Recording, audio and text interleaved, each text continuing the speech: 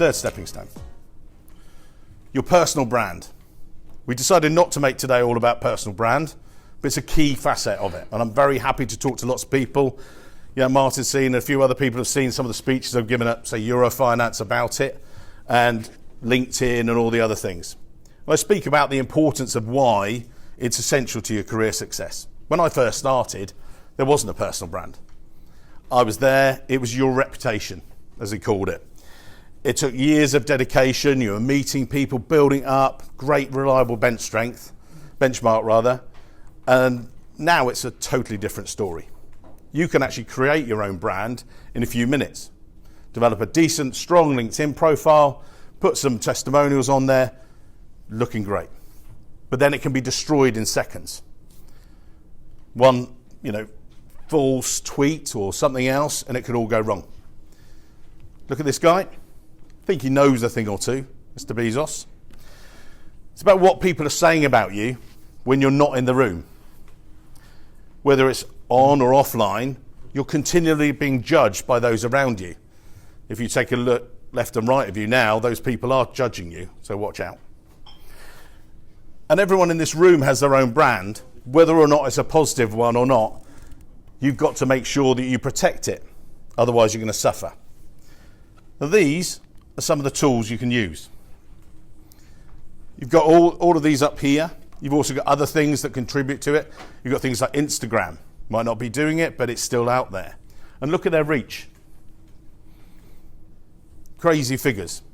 If you've ever posted an article, people will read it. They'll judge you. Whatever you add to social media is public. It's out there, and you're going to be judged from it. And everyone's going to be judging you all the time because it's constantly going. Now, I'll give you a practical example. I was at the Chicago conference 3 years ago, and there was a lovely intern at the interns party, new starters party. We'll call him Greg. That was because that was his name.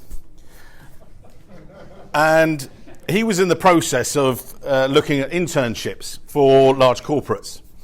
And I asked him about his social media use, and he explained, Mike, it's all right.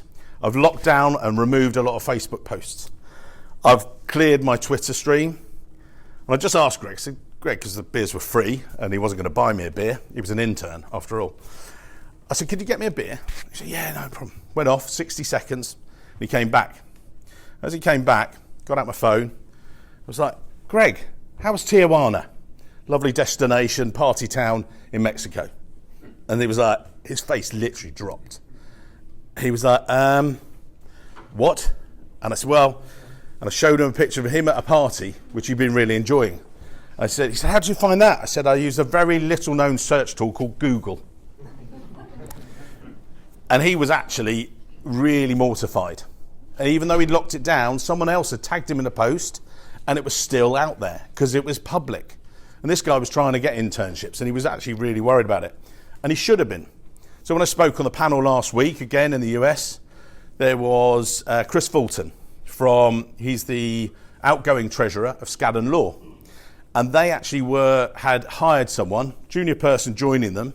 They did all their background checks, and they had to withdraw the offer because they found that this person, back when they were 15, 16, had actually, put some posts which weren't in keeping with, and they were gutted. This person was incredibly bright, but actually it was affecting them many, many years later.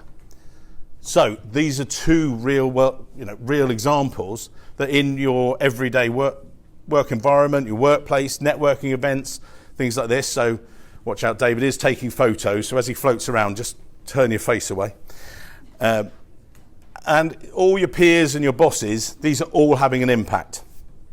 So I was asked again, someone asked me in the past at a conference, they said, what would you say are the key things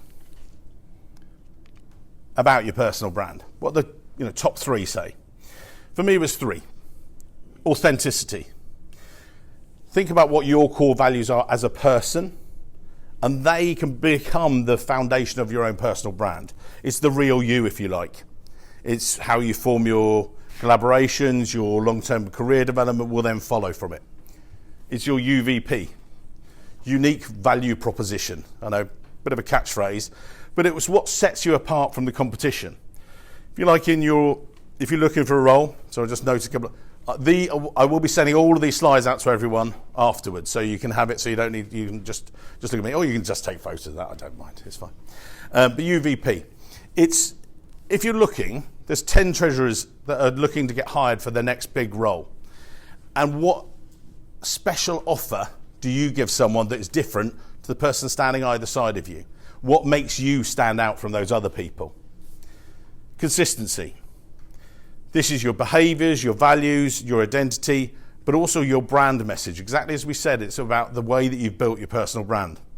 Because without it, and if you don't have one, I've got one of the practical example, one of my candidates going for an interview at the end of this week, he's meeting is a deputy treasurer, has no social media presence at all. They made it a distinct decision. That's all right, but what he said is it's confusing to him that he's actually saying, I want to get to know this person and actually get the most out of this meeting. It's actually preventing him from doing so. So it's about how you present those around you. Now, we saw the Jeff Bezos thing. I don't think that's true anymore. I think it's about more than that. It's what people are saying about you, and then you're processing it, and it's them what they're believing about you, but you might not even be in the room. Networking. I say to some people networking, particularly Martin, I've seen before, they can't wait to network at the bar, straight in there. Others, I see you just heading for the door, straight off to the train. Obviously, I'm in the first category, but I haven't always felt this way, so I had to work at it. And it's through years of experience coming to conferences like this and seeing that a lot of the time, the most connected people were the most successful. And investing and doing that networking, I saw a lot of you networking over the strudel before, but it's a good thing to do. Let's give you some tips on it, some real world tips. First one is well done. Give yourselves a fictional round of applause for actually being here today. You're educating yourselves.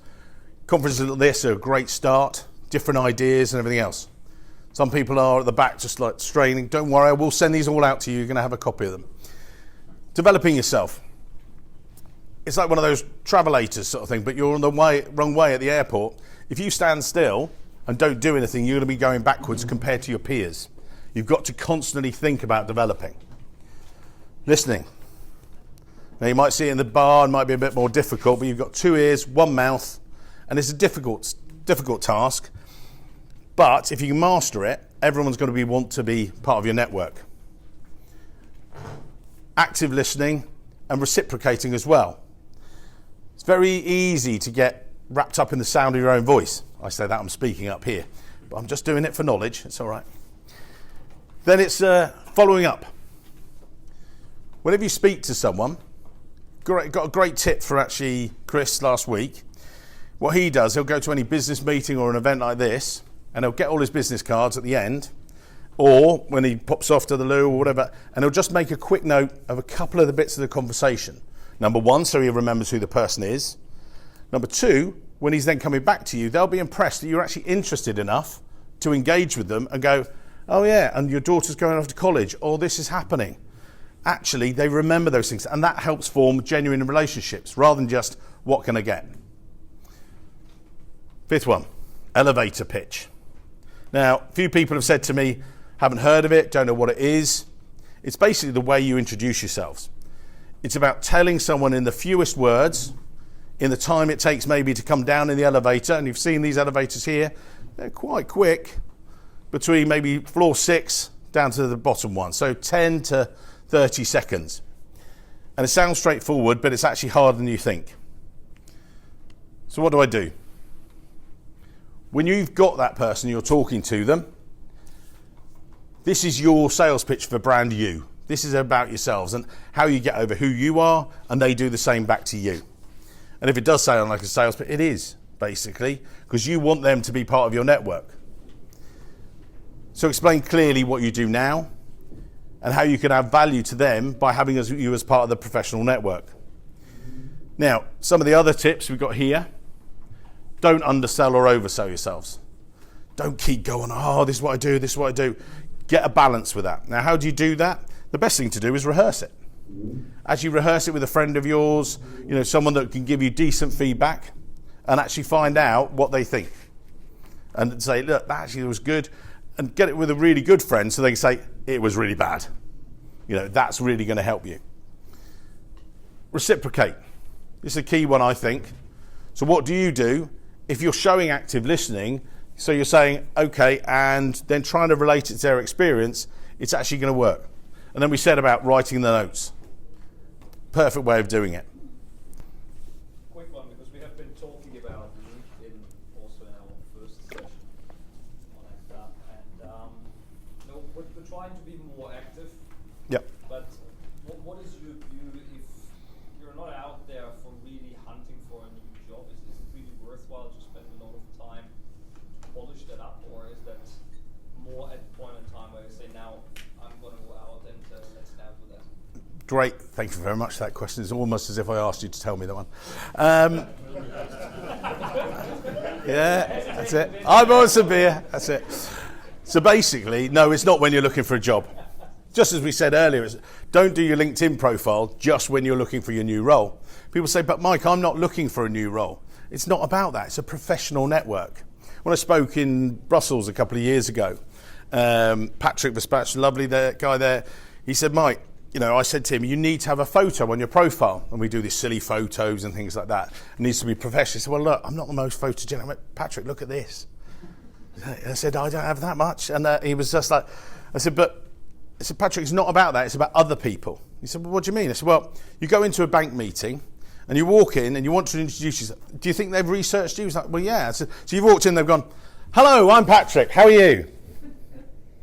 So you basically are turning your back on all those connections.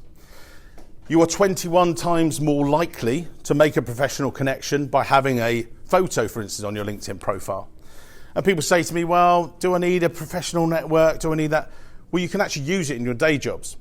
So you're thinking about a new treasury management system, or you're thinking about, you know, how are you going to face blockchain? All these different challenges are coming up. And you go to your professional network of 3 people. Oh, do you use this system? No, we don't, thanks, bye. 33 people. Oh, actually, yeah, we've used it. 330 people.